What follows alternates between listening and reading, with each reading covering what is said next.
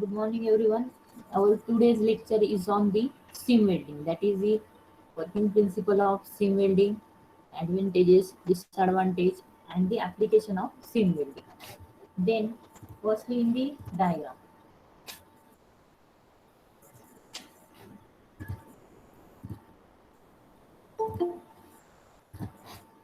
Diagram दिसते सर्वांना participant. No ma'am. हो आता प्रेझेंटच आहे.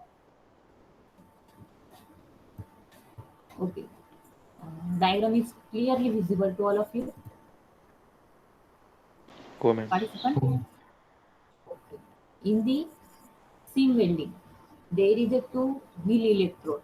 That means the upper electrode wheel and the lower electrode wheel. That wheel is connected to your AC power supply. AC power supply is directly connected to your electrode wheel. That means this wheel is nothing but one wheel connected to your electrode. Then there is a welded metal sheet. These are the two welded metal sheet, and in between that this gap is welded. Then actually in working principle there is a sliding contact. That means the continuous movement of these wheel electrodes are results into the welding process. That means at a particular point there is a one spot of weld. इलेक्ट्रोडला आपण ज्यावेळेस AC supply provide करणार तर इलेक्ट्रोडचा जो काही टीप आहे at that tip point there is a generation of heat, and this heat is responsible to melt the metal, and when this metal is exposed to the atmospheric condition then welding is happen. Then these two electrodes are moved at the regular interval. एका particular पॉइंटला weld develop झाल्यानंतर तो जो electrode आहे तो through the wheels move करायचा आहे आपल्याला, बट इन रेग्युलर इंटरवल. म्हणजे दोन्ही जे काही व्हील्स आहे त्यांची जी काही मुवमेंट आहे ती सिमिलर पोझिशन होणार, आणि त्यानंतर तिथे मेकॅनिकल प्रेशर अप्लाय केला जाईल त्यावेळेस तिथे कंटिन्युअस वेल्डिंग डेव्हलप होणार आहे. That means seam welding is nothing but continuous spot welding. This word is very important in case of seam welding. Seam welding is a continuous spot welding. Then seam welding is a process of joining two similar or dissimilar metals or materials at the at that particular point using the electrical current and the pressure. Means seam welding मध्ये काय आहे की तुम्हाला mechanical pressure पण apply करायचं आहे आणि sufficient अमाऊंटचा इलेक्ट्रिक करंट पण पास करायचा आहे. There are two things are mostly needed for the seam welding. First one, high amount of electrical current, and second one is the mechanical pressure. Then by the help of this seam welding we can join similar metal as well as dissimilar, म्हणजे दोन metal एकाच मटेरियलचे असले तरी ते weld करता येतं SIM वेल्डिंगमध्ये, किंवा dissimilar metals असले तरी ते वेल्ड होणार. देन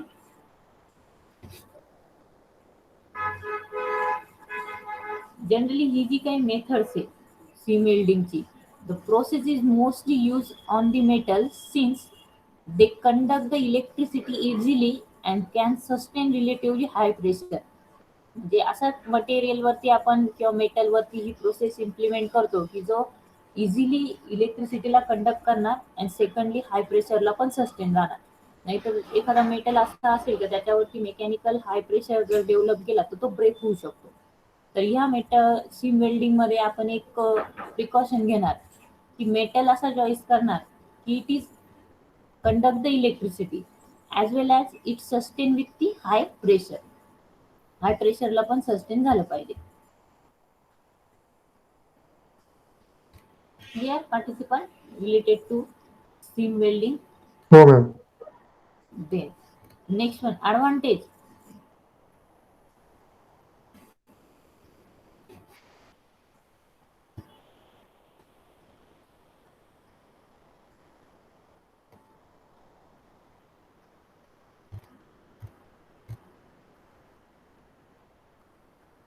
फर्स्ट ॲडव्हान्टेज काय असणार आहे की आपण रेग्युलर इंटरव्हलवरती इलेक्ट्रोडला मूव्ह करतोय, म्हणजे इथे काय होणार आहे की तुमच्या युनिक सेट तयार होणार आहे वेल्डिंगचा.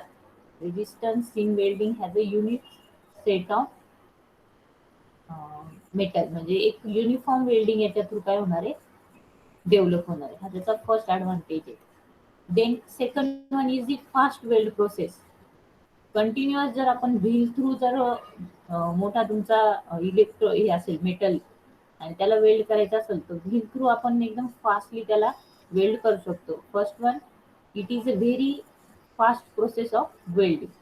Then no filler material is required. Again जे आपण तुमच्या स्पॉट वेल्डिंग मध्ये ऍडव्हान्टेज बघितला होता की दोन मेटल हे जॉईन करण्यासाठी दोघांमध्ये एखादा फिलर मटेरियल प्लेस करावा लागतो. तो फिलर मटेरियलला वेल्ड करतो, मेल्ट होणार आणि मग तो दोन मेटलला जॉईन करणार. But in case of spot welding as well as in the seam welding, there is no requirement of any filler material. These are the some advantages of the seam welding. First one, it has provided the unique or the uniform welding. Secondly, the process of welding is very high or the speed of welding is very high. Then it does not require any filler material for the welding. Clear advantage of seam welding. Participant, seam वेल्डिंगचे advantage समजले हो का? Ma'am.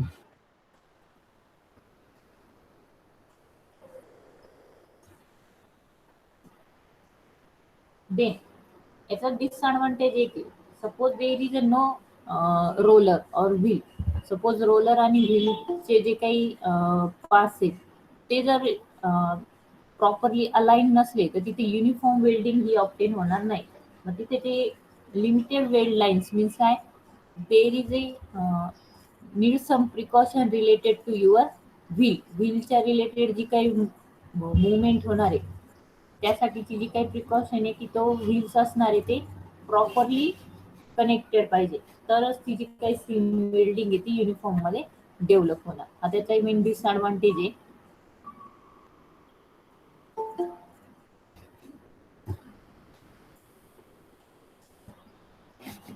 Then application same आहे तर तुम्ही जिथे तुमची resistance welding साठीची म्हणजे इझिली मेथड जिथे इम्प्लिमेंट करायची असेल त्या केसमध्ये आपण हे यूज करू शकतो. सीम वेल्डिंगचा आणि स्पॉट वेल्डिंगचं ऍप्लिकेशन याचं की जिथे तुम्हाला सिम्पल मेथड की जिथे जास्त कॉम्प्लिकेशन नाही अशा केससाठी जिथे ऍप्लिकेबल असणार आहे तिथे आपण ही जनरली यूज करतो. For example pipe and tube. Pipe आणि ट्यूबच्या जे काही वेल्डिंग्स आहे त्या वेल्ड करण्यासाठी आपण generally seam welding and spot welding implement करतो. म्हणजे इन शॉर्ट काय तुमची रेजिस्टन्स वेल्डिंग आहे ही पाईप अँड दी ट्यूब्स हे जे इथे जॉईंट्स करायचे असतात त्यावेळेस तिथे यूज केले जातात. Clear related to seam welding? Participant clear? हो मॅम. हो.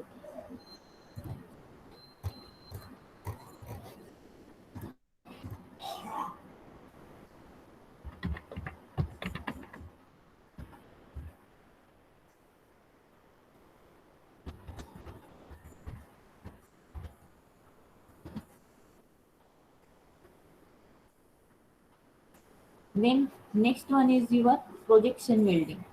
That is the third type of your resistance welding is the projection welding. याची मी डायग्राम शो करते, ती डायग्राम शो झाली तर मला सांगा.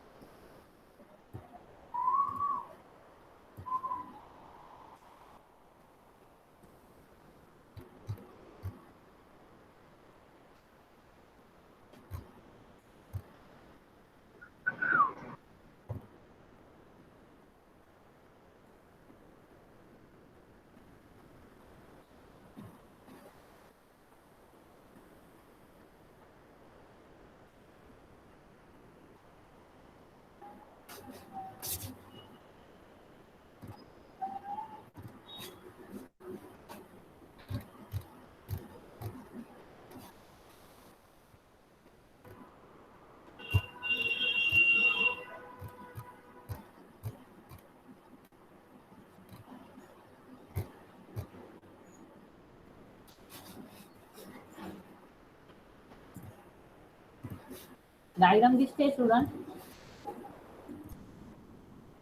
पार्टिसिपंट नाही मॅम. चेक. दिसते डायग्राम? Projection welding. हो ma'am. Yes. Okay. This one is the constructional diagram of your projection welding. In that there is a welding transformer. तिथे तुमची रेजिस्टन्स वेल्डिंग येणार आहे, त्या ठिकाणी हा तुमचा वेल्डिंग ट्रान्सफॉर्मर येणार आहे. बिकॉज रेजिस्टन्स वेल्डिंगचा मेन ऍप्लिकेशन काय आहे, आय स्क्वेअर आर टी ही हीटचा जो फॉर्म्युला आहे तो डेव्हलप व्हायला पाहिजे. आणि with the help of that transformer, हा जो काही वेल्डिंग ट्रान्सफॉर्मर आहे, आपण जो एसी सप्लायचा करंट आहे तो लिमिटेड अमाऊंटचा असतो, त्याला रेस करतो through the welding transformer. High amount of current is generated through the welding transformer आणि त्यानंतर मग पुढे आपण ते पास करतो. In that diagram, there is a two metal sheet or worksheet.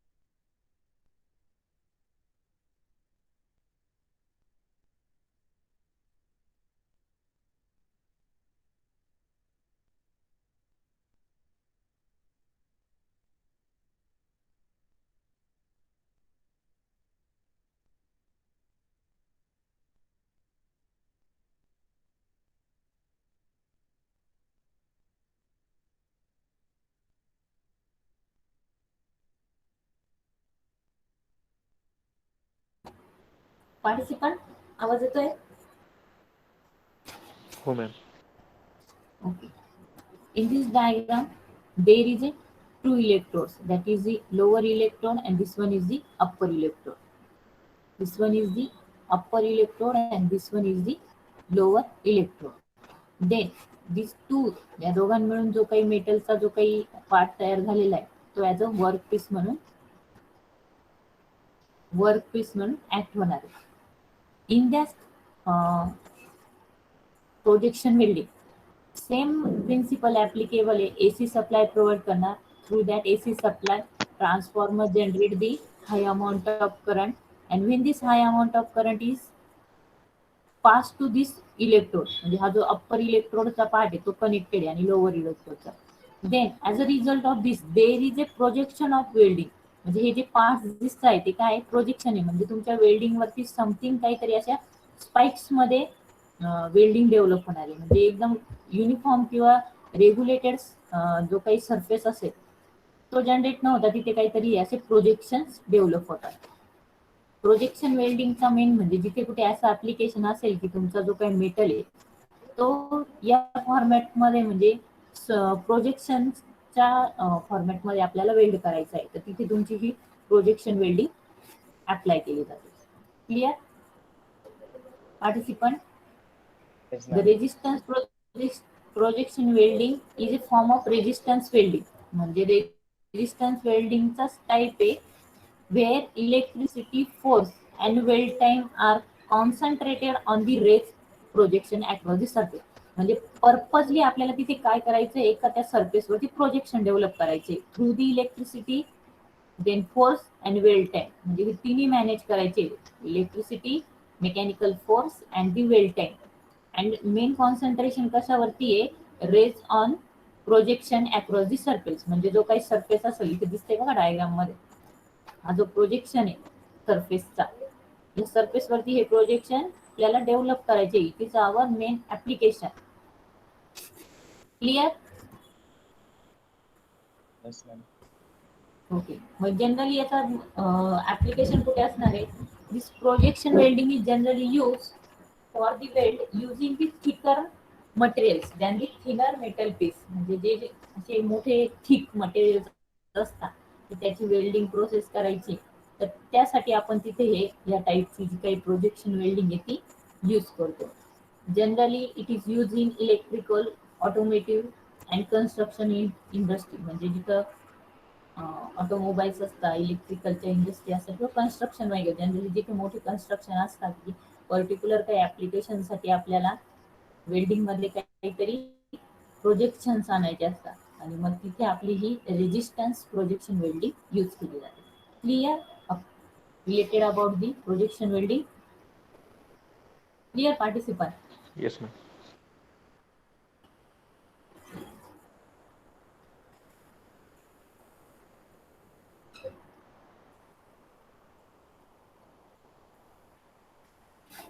Then next one is your butt welding.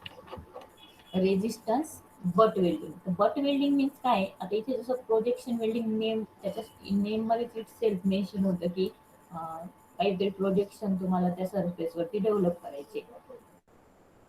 तसे इथे काय असणार आहे, resistance butt welding is a process in which two component of similar cross section, म्हणजे एखादा cross section घेतलेला आहे एखाद्या मशीनचा आणि त्याचे दोन सेम मेटल आहे क्रॉस सेक्शनचे आणि ते आपल्याला ज्यावेळेस जॉईन करायचे असते टुगेदर इन वन ऑपरेशन, त्यावेळेस जी सिस्टीम इम्प्लिमेंट केली जाते ती तुमची रेजिस्टन्स बट वेल्डिंग यूज केली जाते. म्हणजे स्मॉल स्पॉट्स त्याच्यावरती डेव्हलप न होता जे दोन मोठे क्रॉस सेक्शन असतील त्या सिमिलर मेटलचे ते जॉईन केले जातात through the resistance butt welding.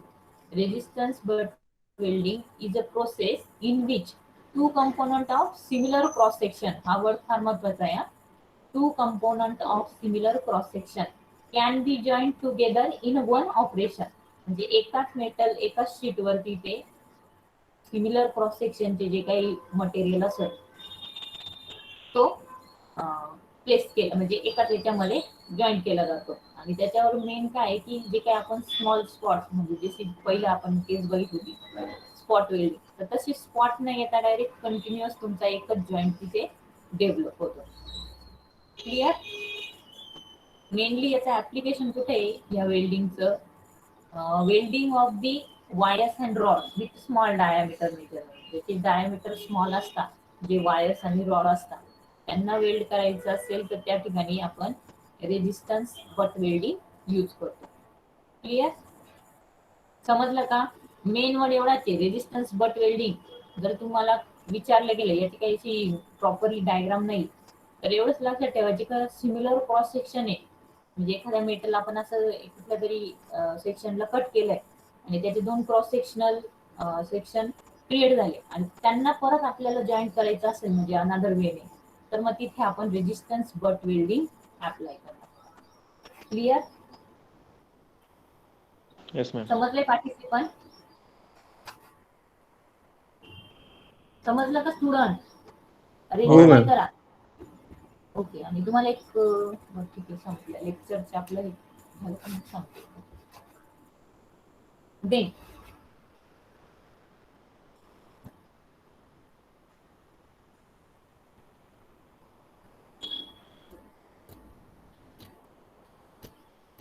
आपले रेजिस्टन्स वेल्डिंगचे सगळे टाइप्स कव्हर झालेले. First one spot welding, then seam welding, then projection welding, and last one is your butt welding. These are under the resistance welding. Clear? Resistance welding चा part सगळ्यांना समजला आहे? Yes, हो ma'am. Ma'am. Okay. Then our next part is the arc welding. That is the again there is a types of, that is carbon arc welding and metal arc welding.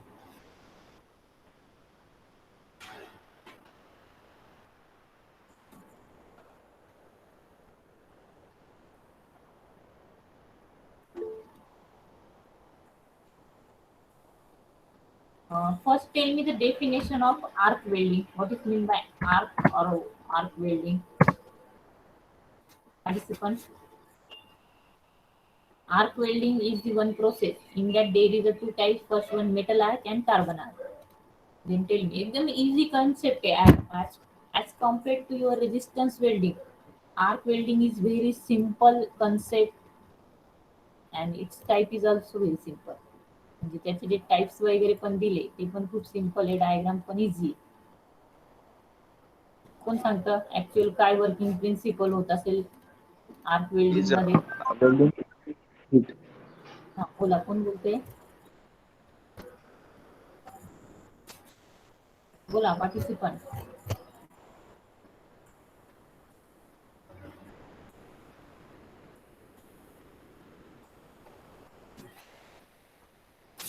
Student बोला, कोण answer सांगत होतो कोणतरी.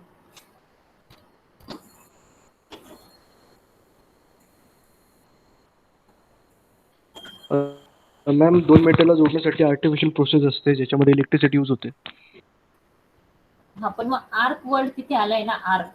जर आपण रेजिस्टन्सला पण same concept होती का, वेल्डिंग करायची तर आपण इलेक्ट्रिसिटी पास करणार, हीट प्रोड्यूस होणार आणि मग वेल्डिंग प्रोसेस डेव्हलप होणार. तसं सेम रिलेटेड टू आर्क साठी काय मेन त्याचा मागचं रिझन, माझा क्वेश्चन असा आहे.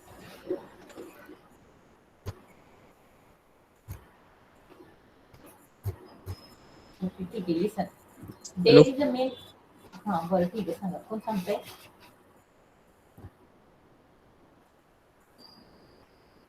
सांगते का कोणी answer.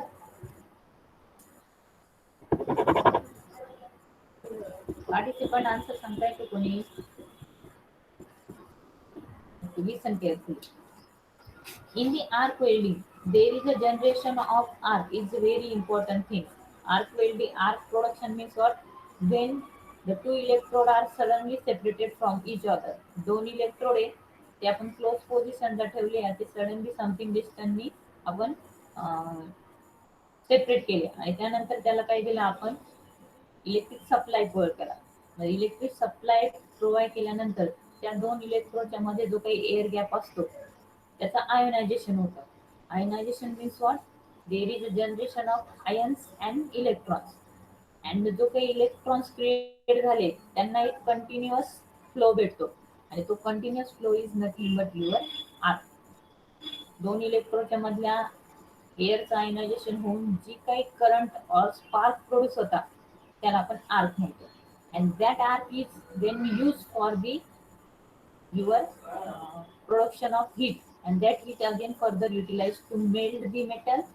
And after that melting of metal, whenever this metal is exposed to atmospheric condition, then welding is happen.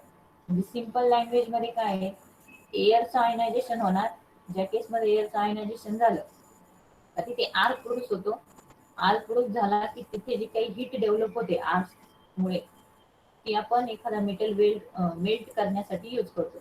आणि मेल्टिंग झाल्यानंतर तो फर्दर ऍटमॉस्फेरिक कंडिशनला प्लेस केला की ते वेल्डिंग मध्ये त्याचं कन्व्हर्शन होतं. हे एकदम सिंपल लँग्वेज मध्ये कळालं सगळ्यांना. ऍक्च्युअल मग काय प्रोसेस होते, कसं आयोनायझेशन होणार, किती करंट आपल्याला रिक्वायर्ड आयोनायझेशन किंवा किती व्होल्टेज प्रोव्हाइड करायचंय, किती थिअरी आपल्याला पुढे बघायची. पण एवढं समजलं का, basic concept behind the arc production and the welding procedure. Student reply करत चला. हो ma'am. Okay, first mechanism of arc welding means काय. Arc welding uses and electrical phenomenon called as arc discharge. Arc welding मध्ये arc discharge होतो म्हणजे काय, तुमच्या एअरचं आयोनायझेशन होणार.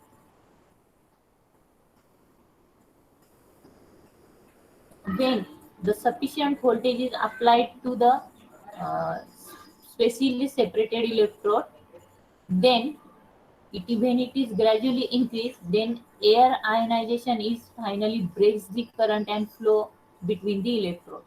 म्हणजे आयोनायझेशन काय होणार आहे तुमचं तिथे डेव्हलप होणार. म्हणजे सफिशियंट अमाऊंटचं व्होल्टेज ज्या वेळेस सुटेबल स्पेसनी सेपरेटेड इलेक्ट्रोडला प्रोव्हाइड केलं जाईल त्या केसमध्ये एअरचं आयोनायझेशन होणार.